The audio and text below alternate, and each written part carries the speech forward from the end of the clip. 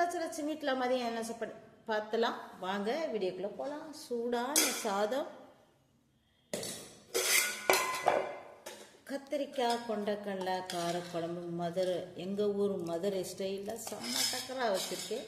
வாங்க சாப்பிடலாம். அவரைக்காய் பொரியல், அது கூடவே துருவின கேரட்டு பொரியல். வாங்க வீடியோக்குள்ளே போகலாம்.